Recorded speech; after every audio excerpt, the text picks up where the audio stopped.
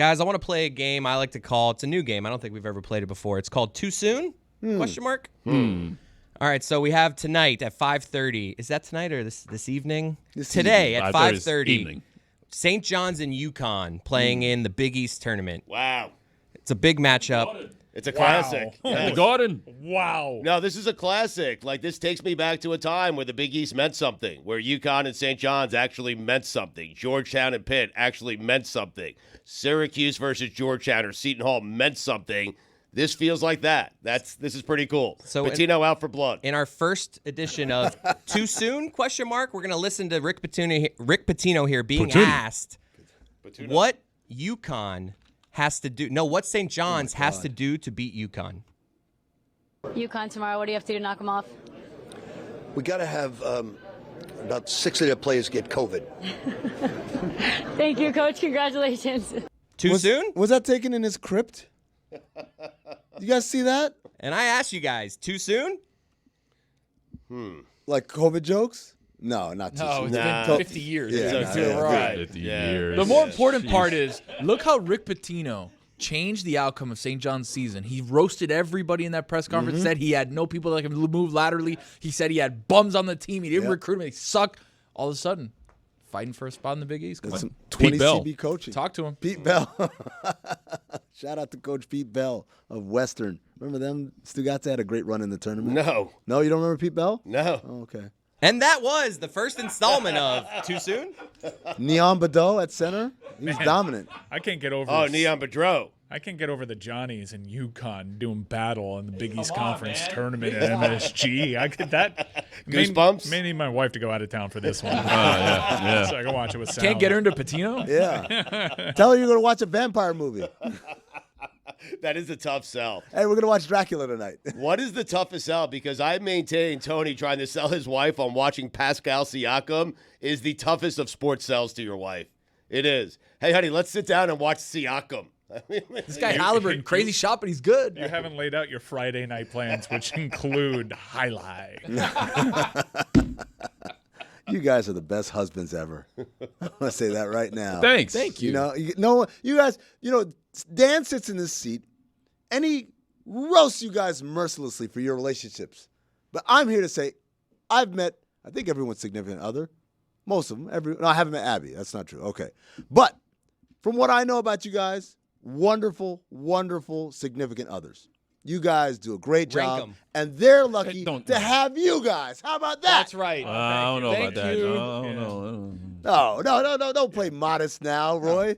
I do think my wife's very lucky.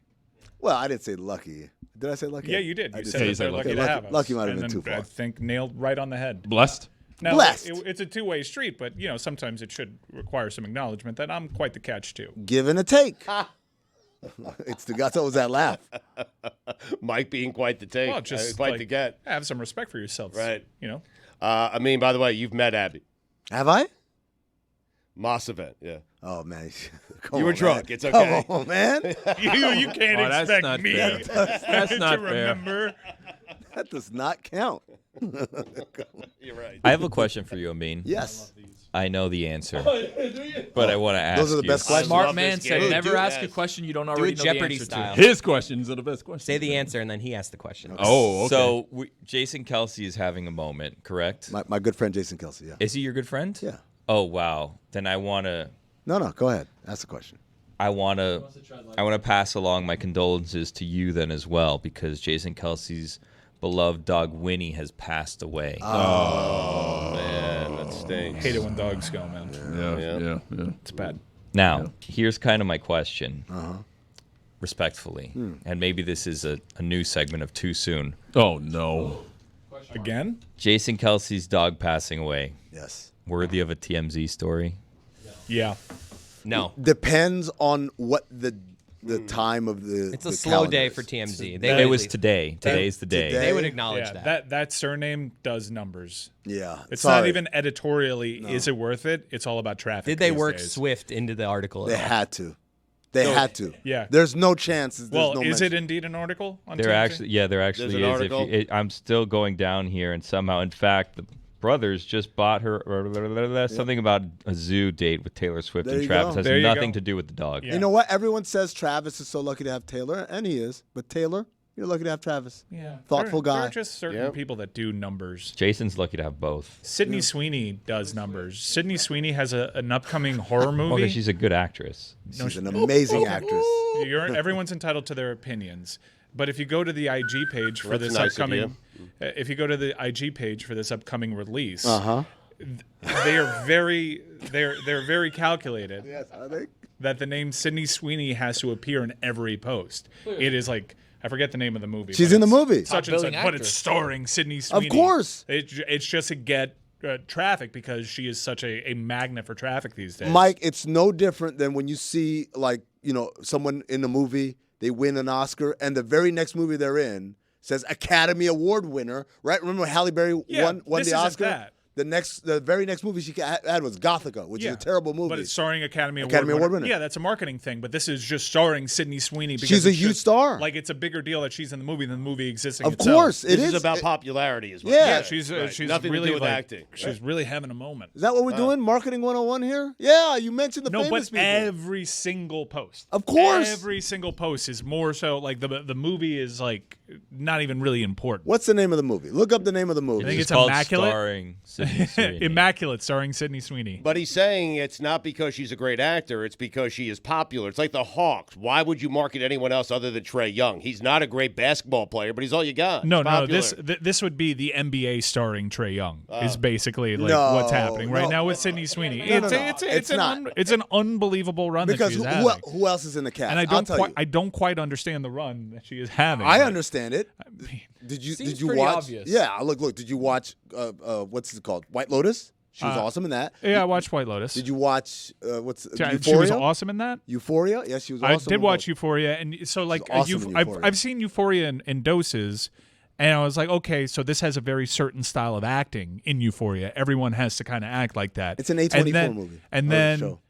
And then I watched Sydney Sweeney act in a rom-com, and she was acting the exact same way that she was acting in Euphoria, and I was like, oh, That movie was bad, by the way. That's movie with Glenn Powell. So bad. It's, But so bad. movie was bad. I thought she was pretty good in it though. What? Yeah. Whoa. And also I thought Madam the movie Web. was pretty bad because she One of was the in it. one of the only redeeming qualities of Madam Web was Sydney Sweeney. You saw Madam Web? No, I haven't, but I know right. that one of the redeeming qualities. Movies was you Sydney watch for the wrong reasons.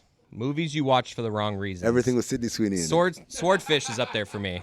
Oh, Tony- Swordfish is awesome, though. Swordfish. No, it was a good movie. but Swordfish it's- is great. It's a Let me movie tell you He that. has to hack while getting oral. Hold But on. it's a movie that I found for the wrong reasons. I was had like, Chris? Remember that scene? Chris, let me tell you about What Hollywood. reasons? because Utter, unremarkable shit. That's how. Take Dog Day Afternoon. that scene is wild. That though. scene, John Travolta test Hugh Jackman's chops. So good. It's like, yeah, you can hack, but can you hack while getting filleted? And also with a gun to your head.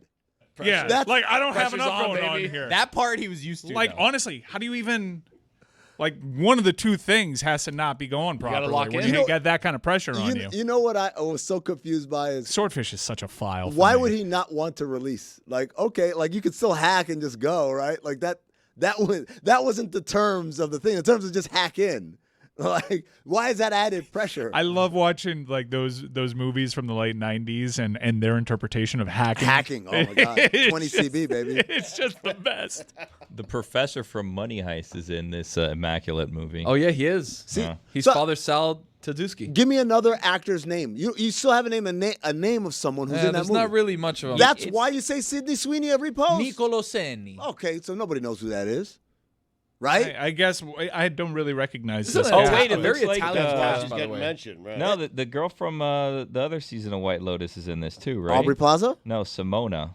Right? Oh, the Italian girl. Yeah, the Italian It's a girl. very Again- Italian movie. again- Giorgio Collangi. So what you're telling me is marketing. We're gonna market the person that people have actually heard of. Well, the thing is, you can't like in this thing be like, oh, that girl that's in the White Lotus is Exactly. in it. Like you can't say it like that, or You you can't could- be like, oh, the professor from Money Heist He was is great, in though, it. yeah. Yeah, but nobody knows his name here. Billy, you could. if I'm it wrong were- here. She's really good at what she does. Well, I You want can't to say it in answer this Billy's movie. question. No, I Billy, know you that. could if it were a black play. Because then in black plays, Roy, don't they always say like starring the cop from That's My Mama? They do that in black plays all the time when they want to get people out. Like Lawrence Hilton Jacobs. Yeah, starring the daddy from the Jackson 5 movie.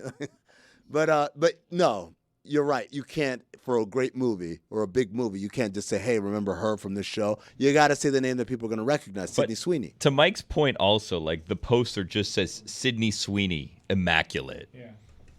So, like, I think the movie's called Immaculate. Now- but Sydney Sweeney's right above the title. Go to the IG page for Immaculate, and it's just pretty funny how they decide to format these things. Oh, I'm looking at she's the star of the trailer. She's a major star now. Okay, so what are you fighting here? Well, I guess you know what? You're right. Her face She's the star above the title. It's crazy we're at that point, but yeah. Okay. Why wouldn't we be at that point? Yeah, why is it crazy she's a movie star? Yeah. Mm-hmm.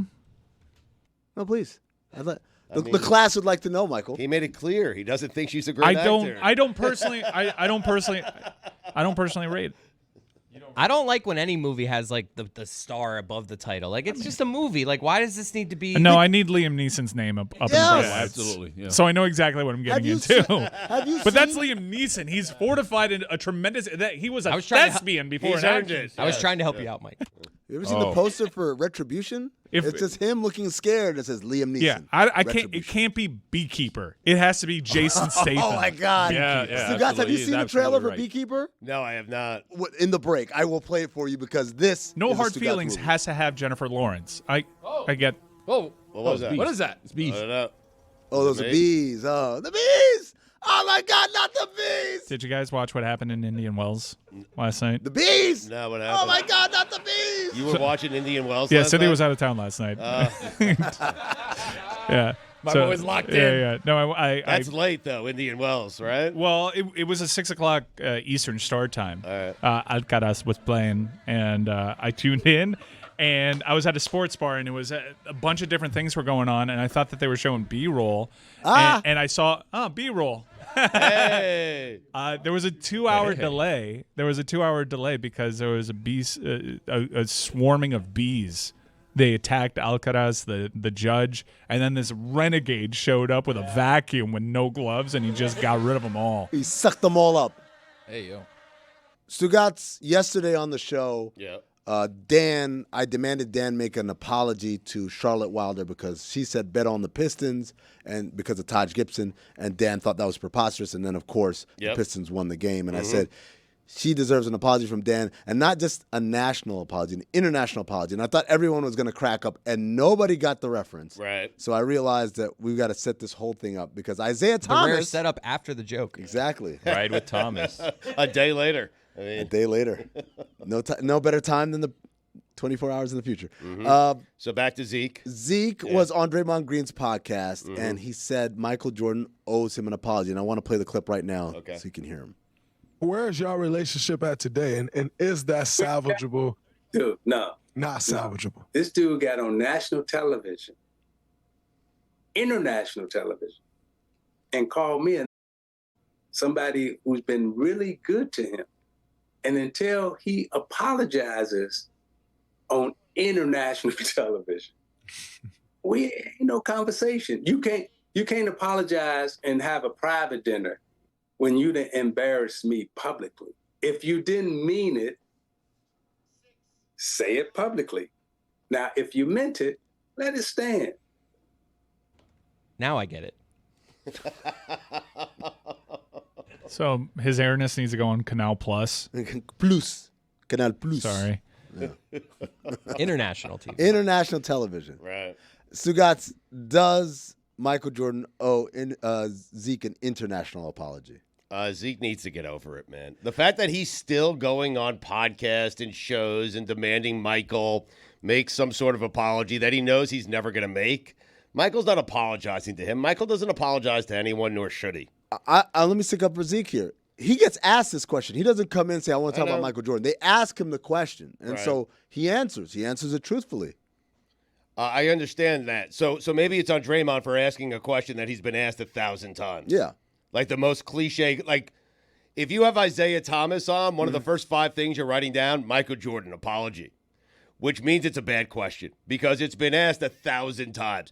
Actually, I'm going to go off on Draymond here. That is a terrible – you want to have a podcast that is different, that stands out, because there are a billion podcasts out there. Don't ask the same questions we all ask of Isaiah Thomas. You're Draymond Green. You want to be different? Be different. You want to be different? Ask different questions than I would ask of Isaiah Thomas. Oh, that's what I was going to ask you. So if Isaiah Thomas were a guest on this show, what would you ask him? I would ask him, does Michael Jordan owe you an international apology?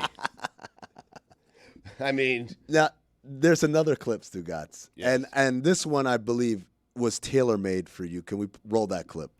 Michael Jordan's last All-Star game, I coached his last All-Star game. Vince Carter had won the starting spot. I took Vince Carter aside, and I convinced him to give his spot to Michael Jordan. I never knew this dude felt the way he felt until the last dance. Wow, really? I'm like, all these years, you've been standing behind a tree throwing stones and letting somebody else take the fall for it. Had I known you felt that way, I definitely would have treated you differently.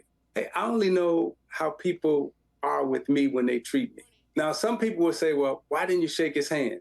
The champions, they always left the court.